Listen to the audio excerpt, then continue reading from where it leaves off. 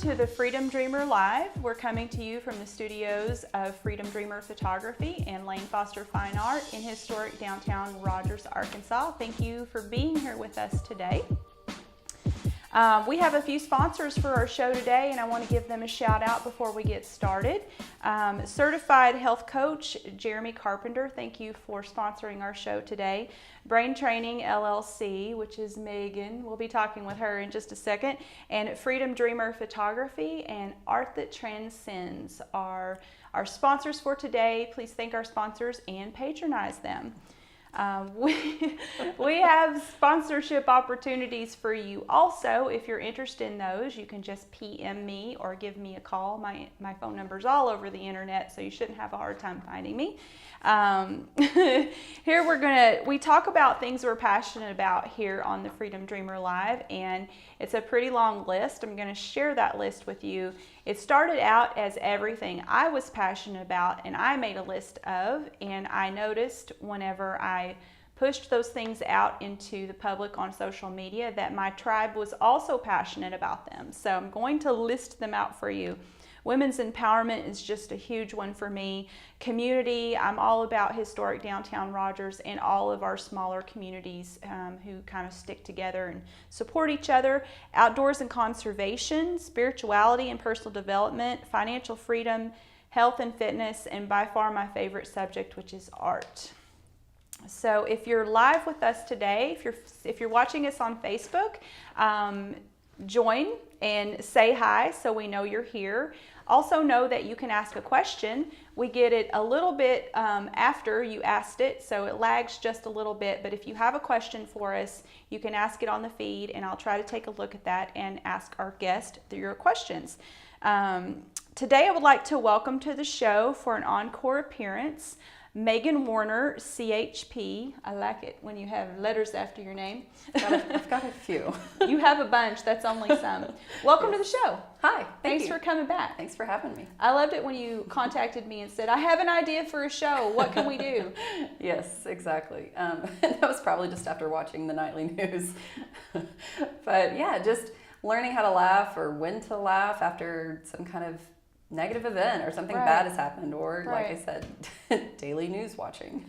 Daily news watching is definitely a negative event, but negative events encompass a lot of things. It could be something as serious as 9/11 or a disaster in the community, or something as simple as someone cutting you off in traffic and road rage. Yes, road rage. So talk to us a little bit about when it's okay to laugh after you've had a negative or traumatic event in your life.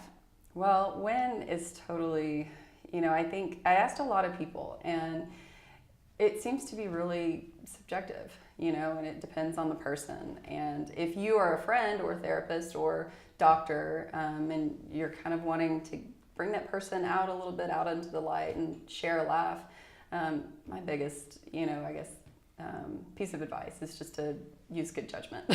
use good judgment about when it's right. Use the some right common time. sense. Yeah, definitely. But if you're making that decision for yourself, then that's one thing. But if you're absolutely doing it in front of an audience, or if the subject has to do with someone else, then how do you gently broach that to see if that person's ready to laugh? Ooh. Well, you could always start simple with knock-knock jokes. Knock-knock jokes? Oh. Yeah. No, it's some things, I see the absurdities in everything that I do, and every little moment, everything that you see around. I mean, when you're driving down the street and there's a sign that's misspelled, or some guy cuts you off. I mean, let's talk about road rage for a second. Right. I laugh typically, and even if it's my fault, if I accidentally pull out in front of somebody because I didn't see them, or, I've got two kids that are screaming in the back, I kind of take a step back and I'm like, oh, sorry, my bad, and then they might flip me off or whatever. And I'm like, okay, you must be having a really bad day. I just can't take that personally, and I can't own his anger. And I think that's part of the problem, is that when we get explosive, that we allow it to rub off on other people. So, road rage starts with one person, and then within a matter of seconds, it's contagious. It's highly contagious. There's 2, 3, 4 people involved, And that's why you see a lot of times, shots or people taking video of, these couple of people that have road rage. What over? I mean, what did it really start with? Okay, because you got cut off. Big deal. There are so many more things that are going on. I love it that you brought up the contagion of negative things, because positive things are contagious too. Right. Right? So in some of the material that you gave me to do some research before the show, there was a story about in the 1960s, a girls' school in Africa that had an outbreak of laughter, and it was contagious, and it spread through the school, and they had to shut the school down. And then it went and spread through the communities because the kids weren't in school. It was mostly girls, and it spread through the community. And so what's your take on that? What a great reason to close school down as schools are about to get started back up. Hey, start laughing. It is highly contagious, and it's one of the few things that all languages can understand. So I think you take that element, and even a fake smile turns into a real smile eventually, and even a fake smile still has the same neurochemical effects in our brains. So that's really important. I read that too. I find that really interesting. It feels great either way, even if you're faking it, even if you're really ticked off, just try smiling or, sharing it with somebody. There's times where I used to do some group therapy, and after we had a really intense process session, sometimes we would do this kind of spontaneous laughter. And I remember a lot of the teenage boys would look at me and just be like, you are nuts. Like, you have lost your mind. I'm not doing that. Or, I'm too cool for that. But somebody would start laughing, somebody would snort, somebody would accidentally pass gas or whatever, because it's boys. So it started out as fake laughter, but it ended up as real laughter. Sure. And then before you know it, the kids that were, it's too serious, I can't be cool like that, they're cracking up and laughing, and everybody just shares a moment. So going back to the school in Africa, I mean, it's too easy. Everybody understands it. I love that. So laughter truly is a universal language. Well, definitely worldwide. Yes. Maybe aliens understand laughter too. Maybe. I don't know.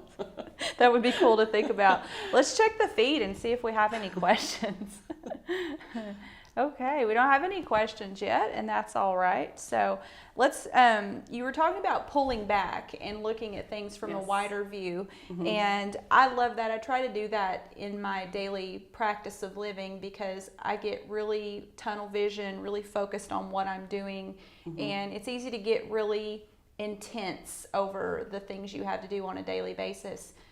Whereas if I take a moment to pull back and look at the whole picture, well, if this doesn't happen, is it really the end of the world? Or if I can't figure this out right now, is it really the end of the world? And it's not. So rationalizing the ridiculous. Let's talk about rationalizing the ridiculous. What exactly does that mean? Oh, man. It can mean so many things, but kind of like what you were describing, just taking a step back and realizing how small the event is in the scheme of things. And also kind of taking a step back to what you were saying about negativity being contagious and positivity is contagious, but not on the same level. There's a lot of research that suggests that you've got to have 5 positives for every 1 negative. To make up for that. So the 1 negative is much more powerful.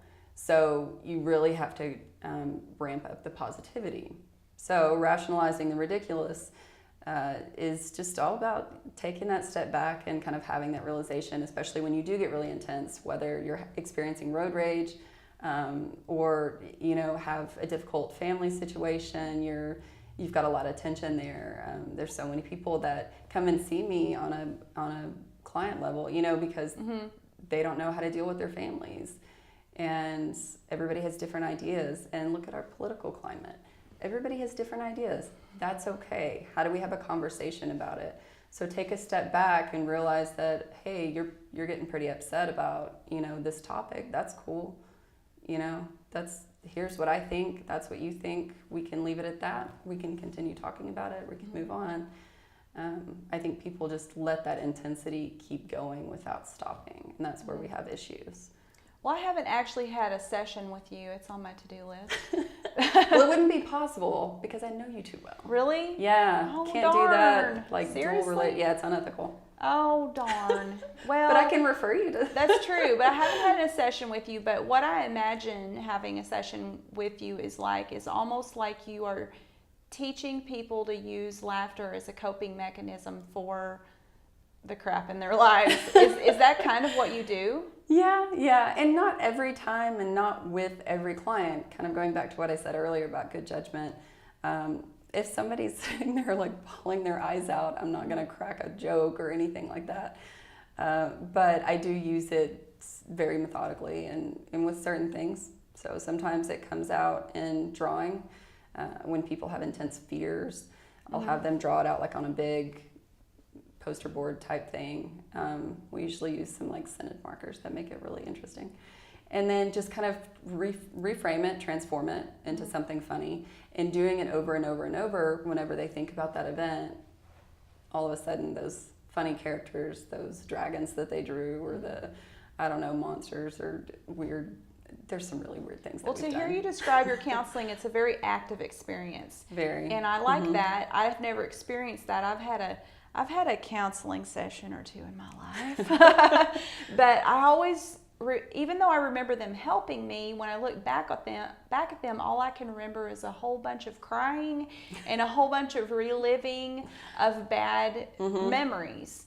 And that's what appeals to me about your take on things, that you get people laughing during it and seeing the absurdities and seeing how you can see the ridiculousness in whatever has happened to you.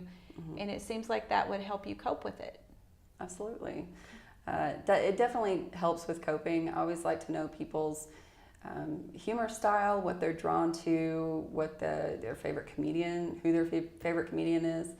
So you know how to joke with them. Yeah, and not even a lot of it is about joking. It's just if somebody is really sarcastic and witty, okay, that gives me some insight. Yeah. Or if, so it lets me know who they are and what they kind of find funny. So sometimes I'll tell them like, hey, like go look at some stand-up. Whenever you like get on YouTube, people are on their phones all the time and computers. Well, take a minute and go look something funny up.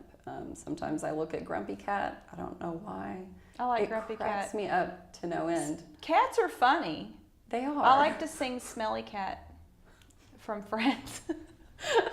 You want to sing it now? Maybe. I've been meaning to learn it on the guitar and go on live and sing Smelly Cat, but Yeah. I could probably sound I can hear it now. I could sound as good as Phoebe because she's pretty bad. Yeah. We could all aim for that. Let's see if we have a question. Does laughter or humor affect diseases? It does. It does. The onset or the creation of it? No, the healing. Oh, okay. Actually, there's a lot of research out there about psychoneuroimmunology. For short, a lot of people call it P&I. Psychoneuroimmunology. Yes. Okay. Some of the research studies that I found particularly interesting is from the work of Dr. Sarah Pressman. And I asked her one time, how did you even get this approved by the IRB, the ethics board, to conduct these studies, because they were so out there. But some of the ones that she did, involved injecting people with a cold virus, or bacteria. Deliberately giving them a Deliberately giving certain groups, and then there was one that she did with the flu. And so deliberately giving certain groups the flu.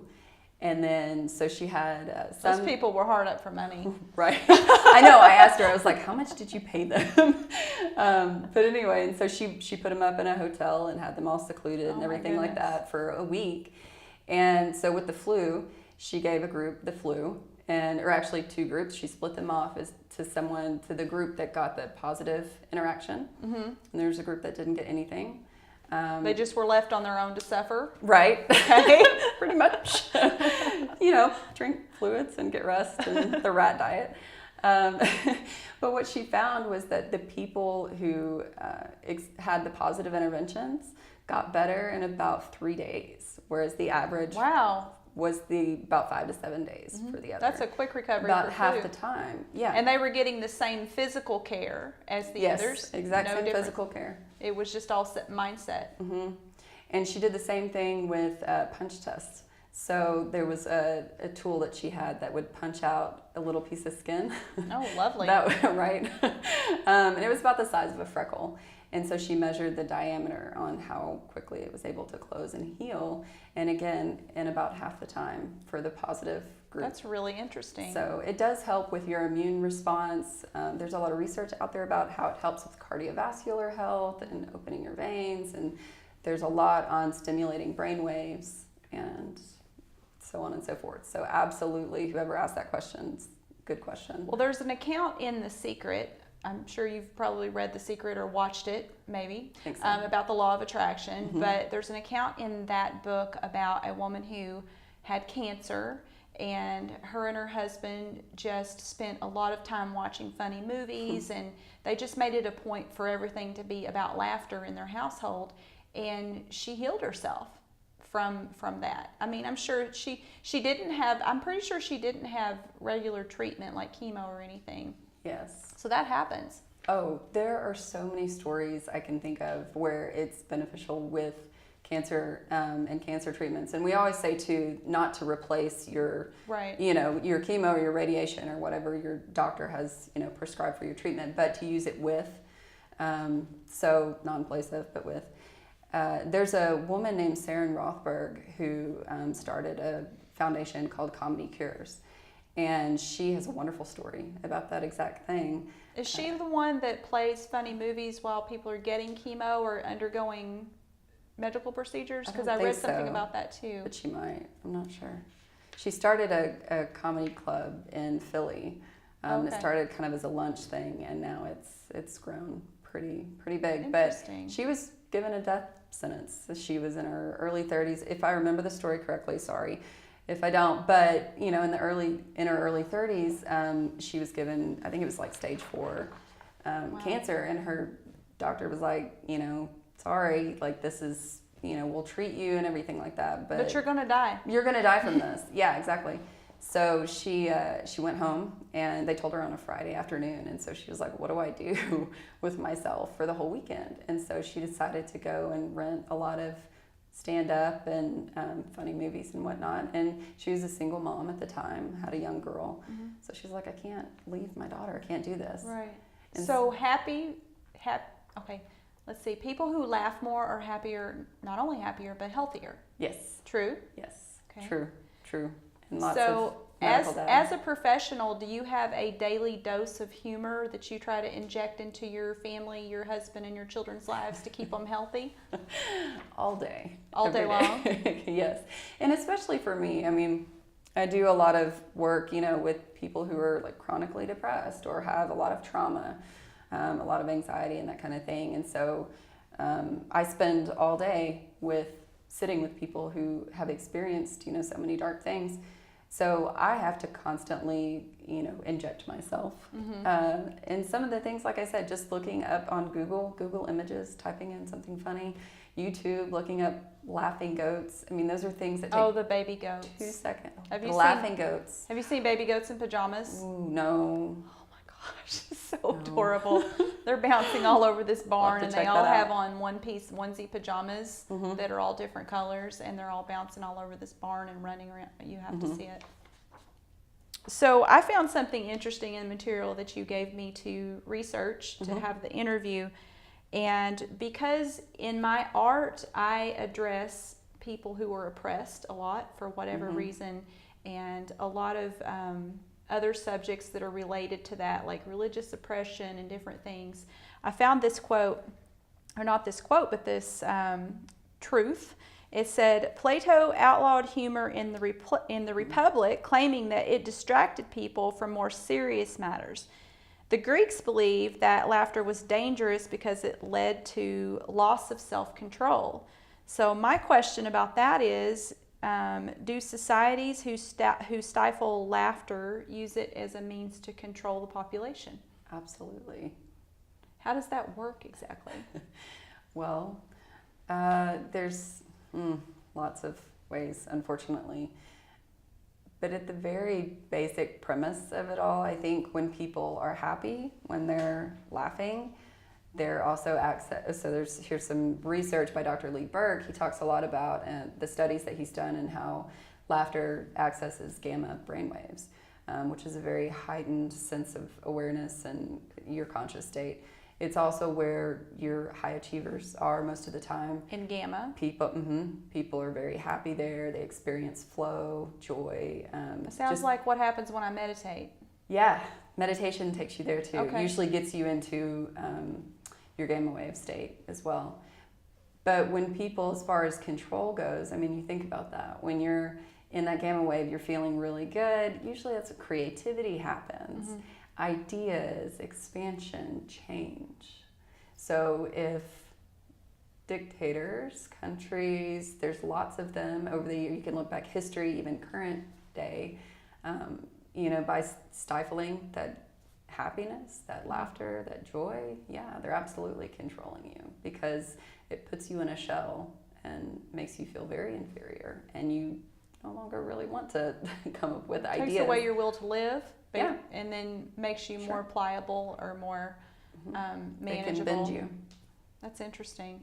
I found that really interesting. So tell us about the association that you're involved with that has to do with humor. Yes, the AATH, Association for Applied and Therapeutic Humor. Okay. It's so fantastic. Not just counselors are involved with this. Yes, absolutely. That's what I love about this group is that there are so many people from almost every profession that go mainly to the conference. Our annual conference is usually in the spring. This year it'll be in Chicago in early. You went this year, didn't you? Early April. This past year, yes. Yeah. Yes. So it was in San Diego. And it's fantastic, and I think it gets better every year.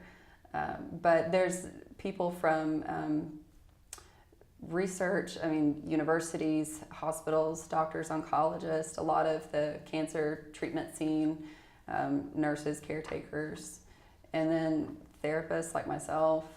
There's some politicians that go, and there's a character artist that comes every year who does a lot of the drawings there. And there's, teachers. And so you just laughed the whole time you were there? Did you feel like that it was just that you were just having fun and laughing besides learning?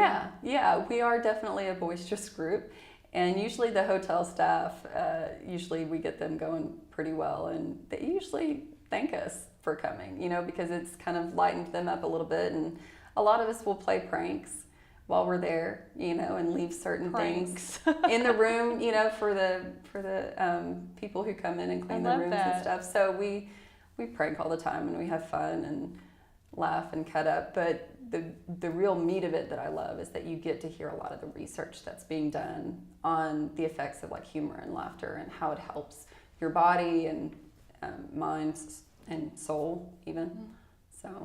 So what I'm thinking is that this would be a great workshop for someone to send their employees to try to keep the culture at an elevated place. Yes. Does that happen? Absolutely. Okay. Yes. And there's a lot of people who do trainings and workshops and stuff for businesses and whatnot that go to this conference. But absolutely, if your business is struggling, send your employees to the conference. Like I said, we'll be in Chicago this year. It's relatively close. Early April, yeah. So, and it's a very central location, which is great, because there's a lot of people that come from the East and West Coast, but there's a lot of people that come from around the world too. But you get to meet a lot of really cool people too. Absolutely. Right. Absolutely. So is there anything else that you would like to tell us about how we can use humor to live better lives? Well, that's really broad. It's really broad. But that's what I think. I feel like I laugh a lot, but I don't feel like I laugh enough. And every time I'm with you, I feel happier. And so you have this laughy aura that kind of follows you, and you have good juju. Oh, and thanks. you leave. I was going to say, I'll spread my good juju. You leave little good juju pellets. Nice. So you're pooping good juju everywhere. Yeah. Good job, Megan. It happens. I'm healthy. Right. But yeah, no, definitely be more intentional. Happiness is all about being intentional. It's not, a place that you go or a thing that you inject or whatever. Happiness, you have to be intentional about it. And again, another big reason why I named my practice brain training. You have to train every day. So if you want to be a happier person, if you want to experience more mirth, more humor, more laughter, you have to work at it in the same way that you exercise. I know you were talking. Anything you want to accomplish, you have to work at it, right? You were talking earlier about being real big. One of your passions is health and fitness, and you need to work out. So you need to work out your brain as well. So try to find humor every day. Try to laugh when people are being ridiculous, especially when they're angry or upset for what? For cutting you off? Right. Like, that's not a big Well, health deal. includes brain health. I think we forget that a lot of times. And our brain controls everything. Exactly, which exercise helps your brain function better, but I'm sure your body functions better too when your brain is healthy, right? Absolutely. I love it. This is all Couldn't have so said it better. interesting. Wow, I'm good. Oh, we have a question. Amber says she would like to know your perception on self-deprecating humor, and then she said she's heard varying schools of thoughts on it. Yes, and you will. Self-deprecating humor can be harmful to yourself, like especially, it can also kind of give you some insight on the person if that's the only kind of humor that they use. Right. Every once in a while, okay, sure. It can help break the ice or something like that, but if, like I said, if that's all that you're using, it kind of it would let me know personally that you might have some low self-esteem or that you might have a pretty negative view about yourself. I think there's a difference too between self-deprecating humor that's goofy, that may be the pulling back and looking at things from the from the wider picture, and if you're truly being cruel to yourself. Right. I think that cruelty factor is that's the key. line to not cross over. Are you being cruel to yourself? Yes. I love that. That was a really great question. It was a good question. Yeah, thank you, Amber. Well, if anybody else has a question, now's the time to post it because we are about to wrap it up here. And we always have a great quote at the end. Yes. And so I'm going to pass this to you for the quote that we had talked about. Yeah, because I can't remember it. I'm glad to know it's not just me. If someone as smart as you can't remember a quote, there's a lot going on in this. Oh yeah. I joke that every time I learn out. Something new, I have to purge something else. Right. Because there's like 5 things. Right. There's only so much room up here for everything I need to do, and there's certain things I choose not to learn because I just don't have room for it, and something more important has to occupy that space. Right. Absolutely. So John Cleese said, a wonderful thing about true laughter is that it just destroys any kind of system of dividing people. I love that. So what's a situation where you've seen laughter bring people together? Have you seen families healed in your practice? Absolutely. Relationships? Yes, and even large groups of people. As in, like, what? I mean, people at universities, at